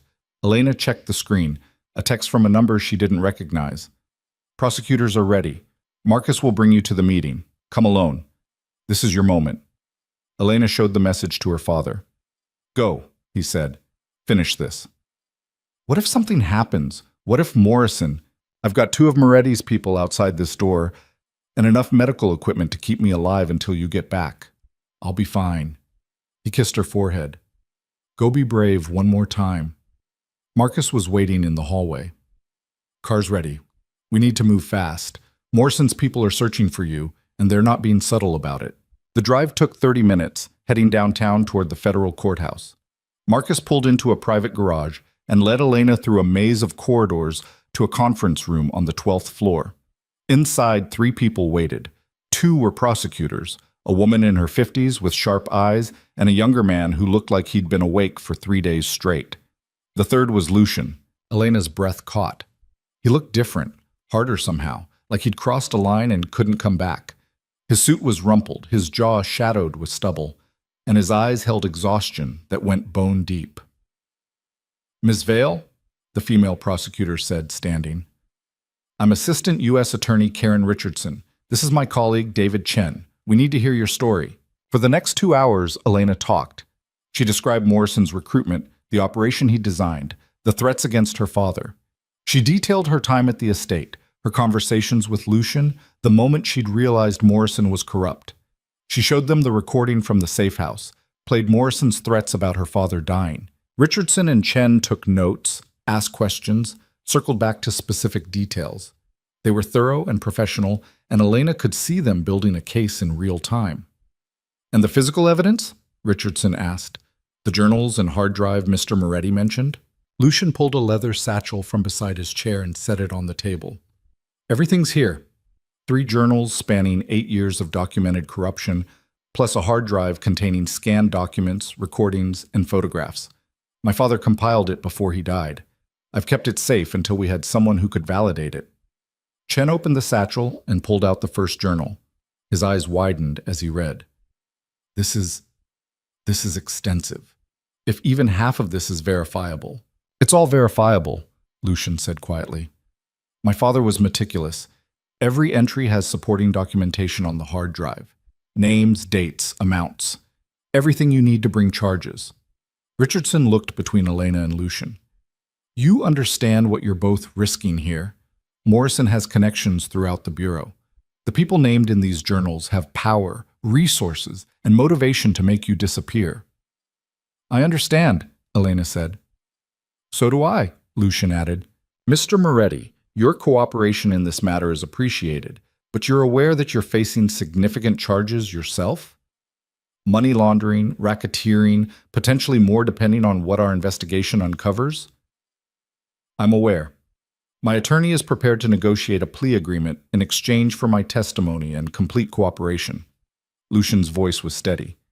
But I want immunity for Ms. Vale. She's a victim of Morrison's corruption, not a co-conspirator. That's not really your call to make, Chen said. Then make it yours. She was an untrained civilian sent into a dangerous situation by a corrupt agent. She cooperated with me only after discovering Morrison had threatened her father. Everything she did was in service of exposing corruption. Lucian's eyes were hard. She deserves protection, not prosecution. Richardson studied Elena for a long moment. Is that accurate, Ms. Vale? You only cooperated with Mr. Moretti after learning about Morrison's corruption? Elena thought about lying, about smoothing over the complicated truth. But she'd committed to honesty, and backing down now would invalidate everything she was trying to do. Not exactly, she said. I started cooperating with Lucian because I was scared and desperate and my father was in danger. I didn't know for certain that Morrison was corrupt. I just knew something felt wrong. The evidence Lucian showed me confirmed what my instincts had been telling me all along. So you made a choice based on incomplete information? I made a choice based on who I thought was more likely to kill me and my father. Morrison had already proven he was willing to threaten us. Lucian was offering protection and a way to expose the truth. Elena met Richardson's eyes. Maybe that was naive. Maybe it was stupid. But it was the choice I made, and I stand by it. Richardson and Chen exchanged glances. Some silent communication passed between them. We'll recommend immunity, Richardson said finally, but you'll need to testify. Grand jury, trial if it goes that far, probably depositions for civil suits. Your life is going to be complicated for the next year or two. I can handle complicated. We'll also arrange protective custody for you and your father. New identities if necessary. Morrison's network is extensive, and they will come after you. I understand. Chen looked at Lucian. And you? What's your plan? I disappear. New identity, new country, new life. It's already arranged. Lucian's voice was matter-of-fact. My attorney will handle the legal proceedings in my absence. I'm not interested in dragging this out or negotiating a better deal. I just want to make sure Morrison and everyone connected to him faces consequences. That's an unusual position for someone facing federal charges. I'm an unusual person. Lucian stood. Are we done here? I have arrangements to finalize. Richardson nodded. For now. But Mr. Moretti, don't leave the country until we've completed the initial investigation. We may need you for additional questioning. I'll be available for the next 72 hours. After that, I'm gone. He moved toward the door, and Elena found herself following him into the hallway. Wait, she called. Lucian turned, his expression unreadable. What happens now? To you, I mean. Where will you go? Somewhere quiet, somewhere far from all of this. He smiled slightly. Don't worry about me, Elena. I've been planning my exit for years. I'll be fine. Will I ever see you again? No, that's the point of disappearing. His voice softened. But for what it's worth, meeting you reminded me why my father thought justice was worth fighting for. You did a brave thing. Don't let anyone convince you otherwise. Elena felt tears threatening. I couldn't have done it without you. Yes, you could have. You just would have had a harder time of it. Lucian reached out and squeezed her shoulder once, gently. Take care of your father. Build a new life. And maybe, somewhere down the line, think about me occasionally and hope I'm doing the same. I will. Then he was walking away, his footsteps echoing in the empty corridor, and Elena knew she was watching him disappear even before he actually left. She returned to the conference room. Richardson and Chen were deep in conversation over the journals, already building their case.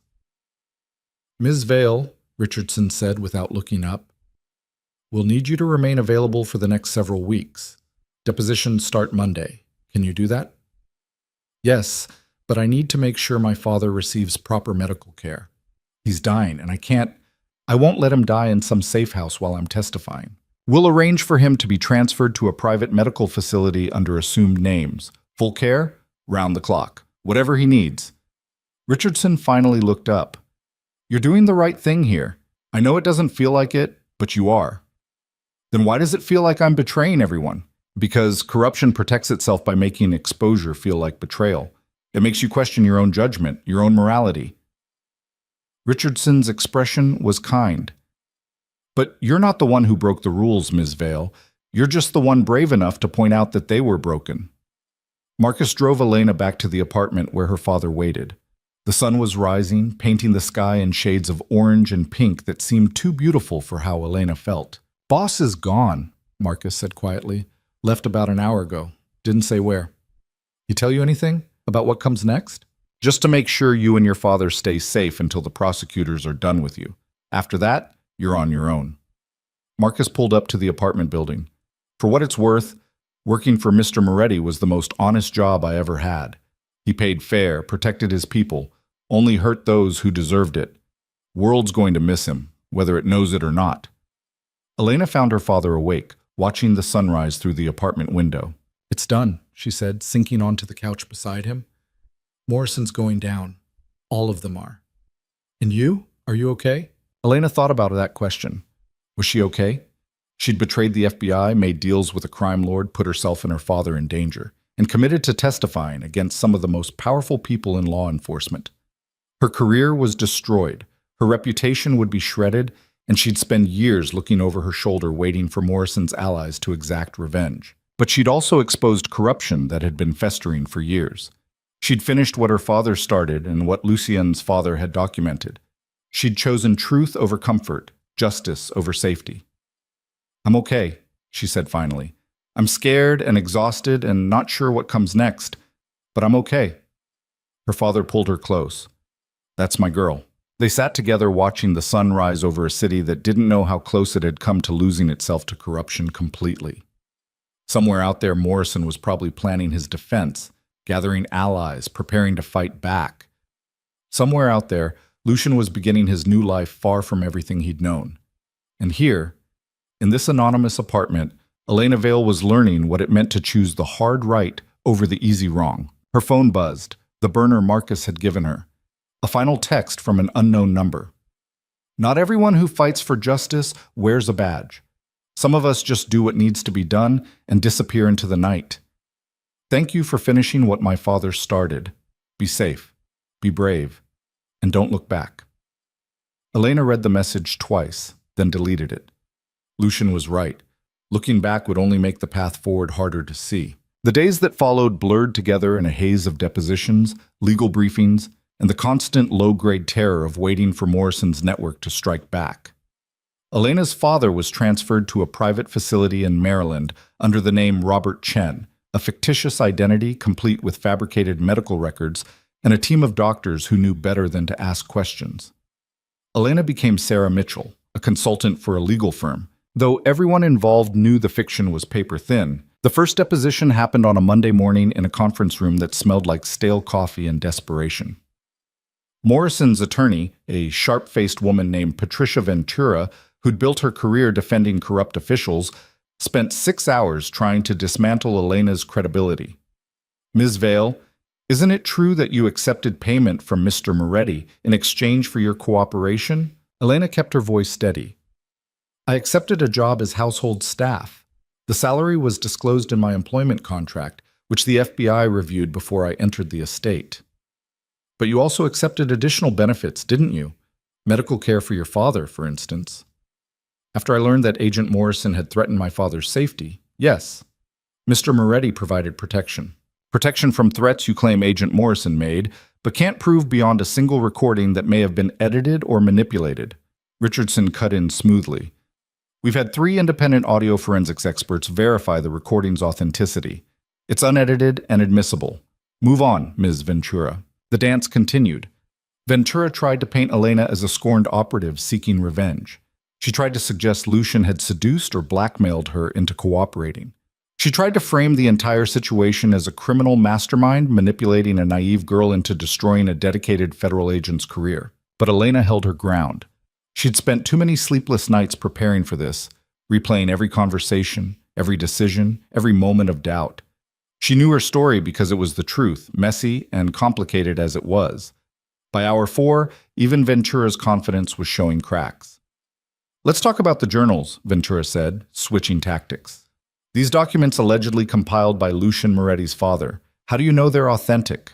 "I don't, personally, but the prosecutors had them verified by handwriting experts. The documents referenced in the journals were authenticated by federal investigators. Everything checks out. Or Mr. Moretti is an exceptionally skilled forger who created an elaborate fiction to justify his own criminal behavior. Then why would he disappear?" Elena leaned forward. If this was all fabricated, if he was just trying to destroy Agent Morrison out of spite, why would he give up everything and vanish? He had money, power, connections. He could have fought these charges. Instead, he handed over evidence that incriminates dozens of people, including some who had nothing to do with him, and walked away. That's not the behavior of someone running a con. Ventura's jaw tightened. Or it's the behavior of someone who knew he couldn't withstand scrutiny and chose to flee before his lies caught up to him. "Believe whatever helps you sleep at night," Elena said quietly. "I know what I saw. I know what I experienced. And I know the difference between a man trying to protect his criminal empire and a man trying to finish his father's work." The deposition ended with Ventura requesting additional time to review materials, which Richardson denied. As the lawyers packed up their files, Richardson pulled Elena aside. "You did well. Better than well, actually. Ventura is one of the best defense attorneys in the district, and you didn't give her an inch. She made it sound like I'm either stupid or corrupt, like there's no possibility I made a rational choice based on the information I had. That's her job. Doesn't mean she's succeeding." Richardson lowered her voice. "Between us, Morrison's starting to crack. His bank records don't match his story, his alibis for several meetings documented in the journals are falling apart, and 2 junior agents have come forward saying he pressured them to falsify reports. We're building an airtight case." "What about the others? The people named in the journals?" 14 have been arrested. 3 more are under investigation. A federal judge resigned yesterday rather than face questions about his financials. Richardson's expression was grim. "This is bigger than we initially realized. Your testimony opened a door, Elena, and what we're finding behind it is going to shake the entire justice system." Elena should have felt vindicated. Instead, she just felt tired. She visited her father that evening, finding him in the facility's common room playing chess with another patient. He'd lost more weight. His skin had a grayish tinge, but his eyes were clearer than they'd been in months. "You're getting good at this," the other patient, an elderly man with kind eyes, was saying. "2 more moves, and you'd have had me." "Next time," her father promised. He looked up and saw Elena. "Hey, baby, how'd it go?" "Morrison's lawyer tried to tear me apart. I'm still standing, so I guess that counts as a win." Her father excused himself from the chess game and led Elena to a quiet corner. "You look exhausted." "I am exhausted. I'm tired of lawyers, tired of questions, tired of defending choices I made when I thought I was going to die." Elena sank into a chair. "Part of me wishes I'd just stayed in that diner, kept my head down, let the world be corrupt without trying to fix it. But you didn't, and you know why." Her father sat beside her. "Because you're my daughter, and I raised you to believe that silence in the face of injustice is just another form of complicity. You did the hard thing, Elena. That's worth being tired for." "Did you ever regret it? Testifying against the Castellanos?" Her father was quiet for a long moment. "Every single day for the first 5 years. I'd lost everything, my career, my home, my identity. Your mother struggled with the constant moving, the paranoia, the knowledge that we could never truly be safe. It nearly destroyed our marriage." "I didn't know that. You were too young to see it. But yeah, there were nights I'd lie awake thinking about how different our lives would be if I just kept my mouth shut and looked the other way." He took her hand. "But then I'd think about the people the Castellanos hurt, the families they destroyed, the businesses they ruined, and I'd realize that my comfort wasn't worth their suffering." "How did you live with it? The fear?" "I didn't, really. I just learned to function despite it. And eventually the fear became background noise instead of a constant scream." He squeezed her hand. "You'll get there too. It just takes time. They sat in comfortable silence for a while, watching the other patients move through their evening routines. Elena noticed the medical staff watching her father with professional concern, the way they marked notes on charts and exchanged meaningful glances. "How are you feeling?" she asked quietly. "And don't lie to me." "Tired. The pain management helps, but it's getting harder to do basic things. The doctors are talking about hospice care, maybe in a few weeks." His voice was calm, accepting. "I'm not scared of dying, baby. I'm scared of leaving you alone." Elena's throat tightened. "You're not leaving me alone. We still have time. The treatments are buying me days, maybe weeks, not months, not years." He turned to face her fully. "I need you to hear this, Elena. When I'm gone, I need you to live. Not just survive, but actually live. Build a life that matters. Find people who love you. Don't spend the rest of your days looking over your shoulder." "I don't know how to do that." "Yes, you do. You've been doing it this whole time without realizing it." He smiled. "You walked into a dangerous situation because you believed in something bigger than yourself. You made impossible choices because you trusted your moral compass. You exposed corruption because you couldn't live with staying silent. That's not survival, baby. That's living with purpose." Elena wiped at her eyes. "I wish Mom was here. She'd know what to say." "She'd say exactly what I'm saying. She'd also probably make you eat something because you look half-starved." Her father's expression turned serious. "There's something I need to tell you about your friend, Moretti." "What about him?" "Before he disappeared, he set up a trust. Medical expenses, future costs, everything needed to keep me comfortable until the end. The facility director told me this morning, it's all paid for, Elena. Every penny." Elena's breath caught. "He didn't have to do that." "No, he didn't, but he did anyway. Makes you wonder about a man everyone calls a monster who makes sure a dying stranger receives the best care possible." Her father's eyes were knowing. "You picked the right side, baby. Don't ever doubt that." The grand jury convened 3 weeks later.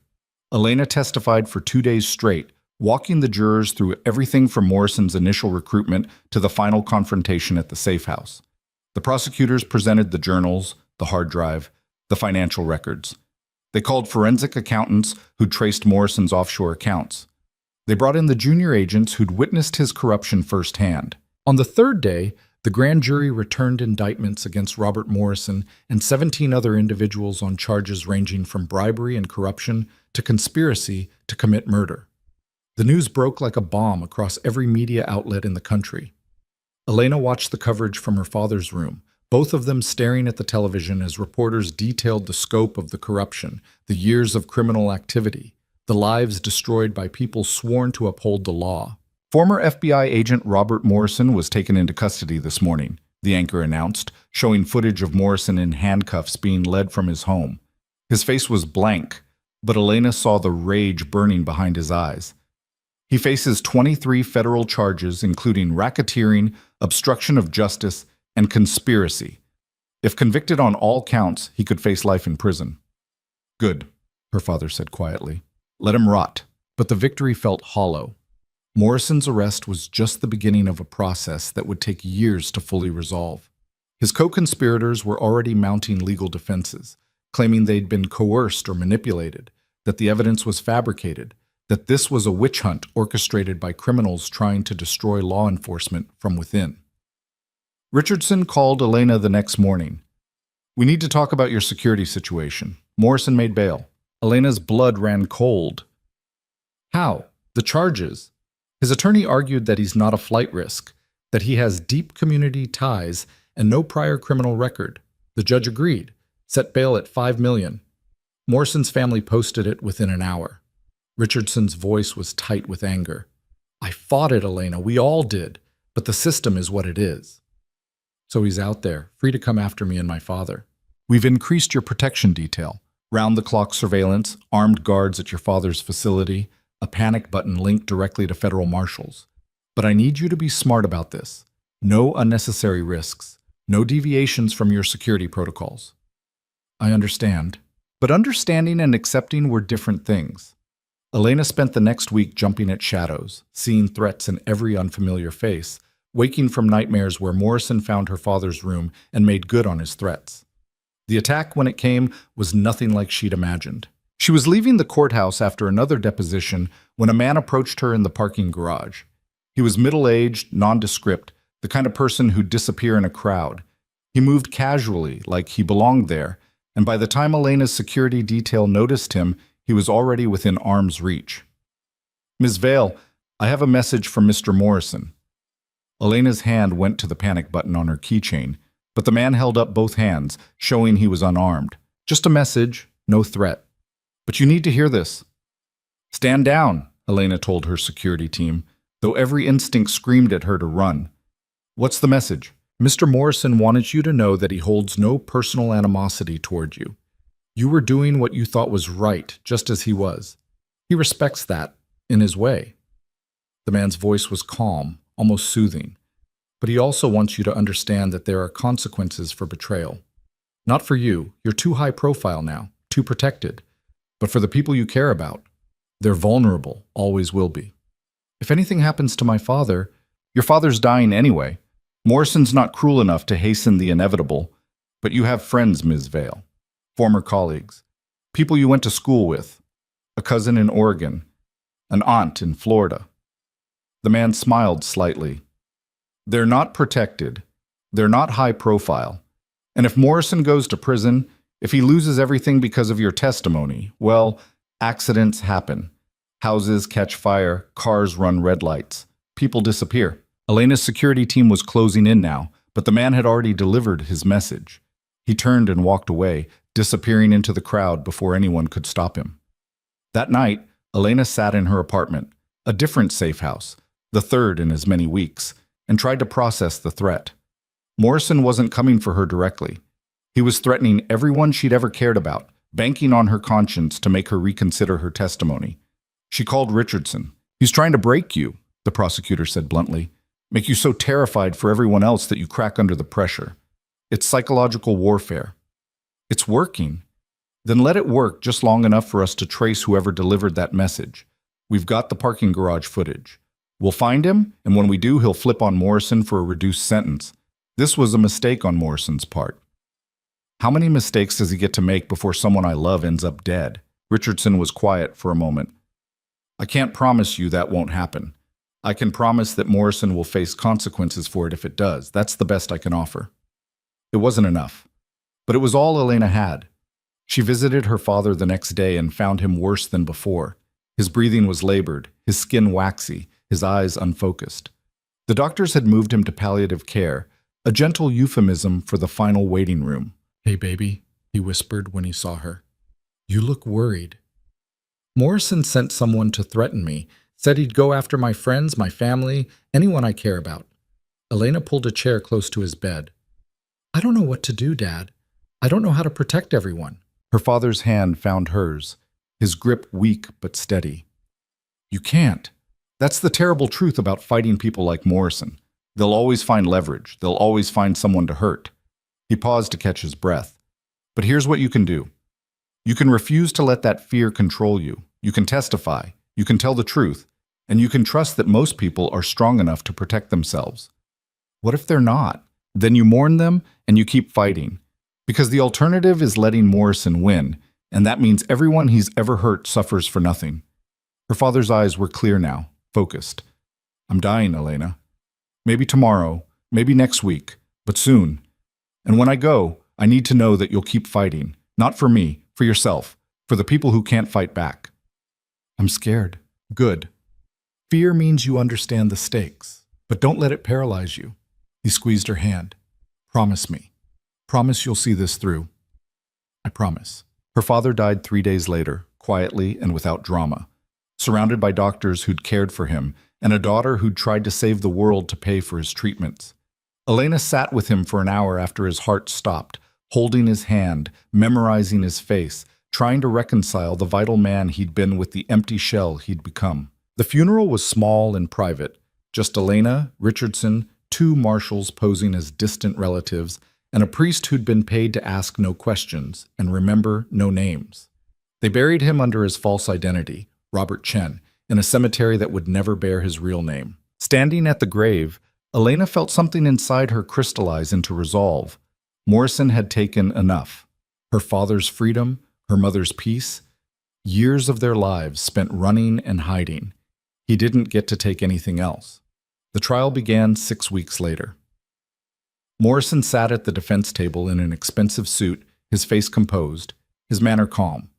He looked like a man wrongly accused, not a corrupt agent whose crimes had destroyed dozens of lives. Elena took the stand on day 3 of testimony.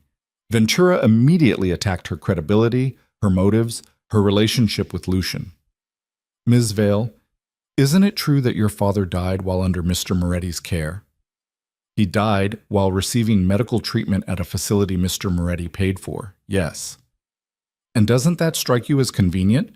The one person who could verify your story about the Castellano threats is now conveniently deceased? Richardson stood. Objection. Counsel is implying the witness orchestrated her father's death, which is not only baseless but offensive. Sustained. Ms. Ventura, rephrase or move on. Ventura smiled thinly. Ms. Vale, your father's medical records show his condition deteriorated rapidly after his transfer to the private facility. Did you ever question whether that facility provided adequate care? My father received the best care available. The doctors extended his life by weeks, gave him comfort in his final days, and treated him with dignity. That's more than the hospital could promise after his insurance denied coverage. Elena's voice was steady. And since we're talking about convenience, isn't it convenient that Agent Morrison had someone visit my father at the hospital to threaten him just days before he was transferred? Isn't it convenient that Morrison had multiple opportunities to fabricate evidence against Mr. Moretti, but somehow never found anything concrete until I came along? Your Honor, Ventura started. I'll allow it, the judge said. The witness is responding to your line of questioning, Counselor. The trial continued for 3 weeks. The prosecution presented the journals, the financial records, testimony from the junior agents Morrison had corrupted. They showed wire transfers, played recorded conversations, traced money through shell companies to offshore accounts. Morrison's defense crumbled piece by piece. His alibi witnesses contradicted each other. His financial explanations grew increasingly implausible. The facade of the dedicated federal agent serving his country dissolved, revealing the calculating criminal underneath. On the final day of testimony, Richardson called her last witness, a surprise addition to the roster that she'd kept hidden until the last possible moment. The prosecution calls Marcus Novak. Elena's head snapped up. Marcus, Lucian's security chief, walked into the courtroom wearing a suit that looked deeply uncomfortable on his large frame. He took the stand and was sworn in. Mr. Novak, Richardson began, can you describe your relationship with Lucian Moretti? I was his head of security for 6 years. I managed his protection detail, vetted his staff, and handled security for his estate. And in that capacity, did you ever witness Agent Robert Morrison meeting with Mr. Moretti? No.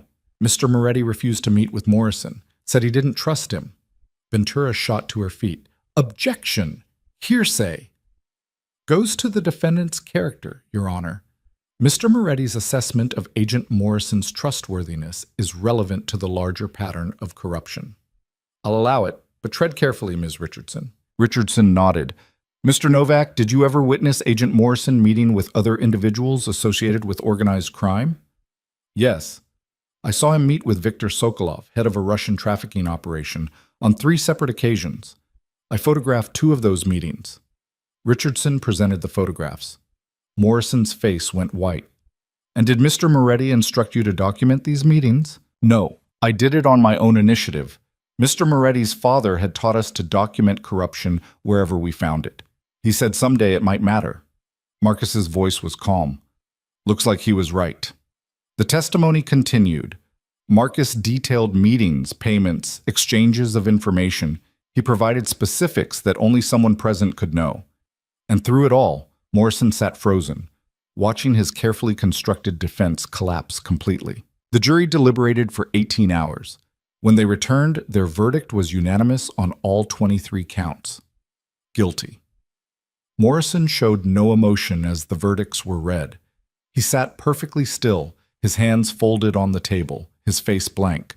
But Elena saw his knuckles turn white, saw the muscle jump in his jaw, saw the moment he realized his life as he'd known it was over.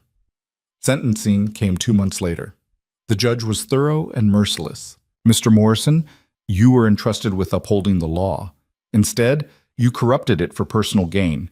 You threatened witnesses, falsified evidence, and orchestrated operations designed to benefit your criminal associates rather than serve justice. Your actions have undermined public trust in federal law enforcement and endangered countless innocent lives." The judge looked down at Morrison with unconcealed disgust. "I sentence you to 35 years in federal prison without possibility of parole.